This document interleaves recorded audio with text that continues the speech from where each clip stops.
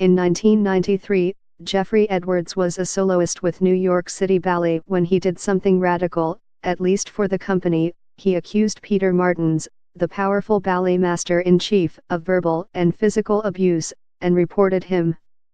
"I brought a complaint to the general manager, company manager and the dancers union, describing Peter's conduct in detail," Mr.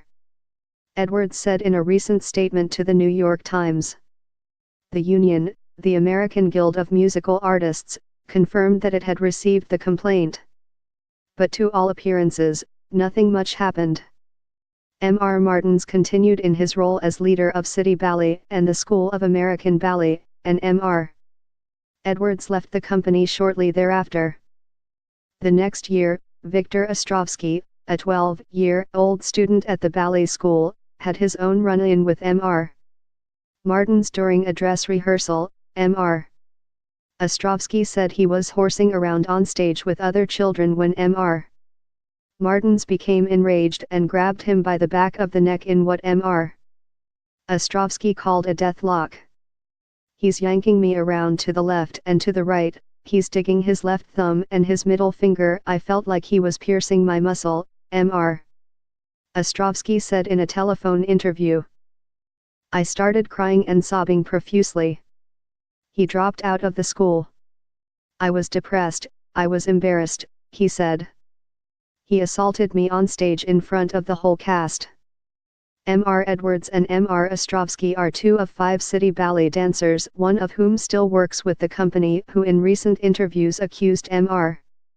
Martins of threatening or physically abusing them and others in the company. Their descriptions of his behavior, from raising his fist to physical altercations, could be another problem for Mr. Martins, who has taken a leave as the leader of City Ballet and the School of American Ballet while they investigate a sexual harassment claim against him. Mr. Martins has long been known to have intimate relationships with dancers, as well as a quick, volcanic temper. That he was able to act so freely, his critics say, points to dysfunctional power relationships between Mr. Martins and his employees, and between him and City Ballet's management, which at times seems to have looked the other way. After incidents with Mr. Edwards and another dancer, Kelly Boyle, who recently described her encounter to the Washington Post, some dancers suggested adding an abuse clause to their contract, but it never got anywhere, according to a former dancer privy to those discussions who insisted on anonymity out of fear of professional consequences.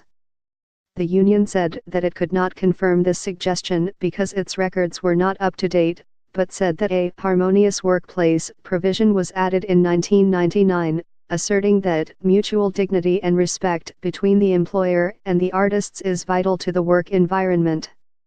Stephen E. Tisman, a lawyer for Mr.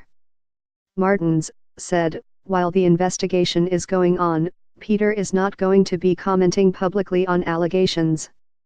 City Ballet and the school also said they were unable to comment, citing the investigation. Mr.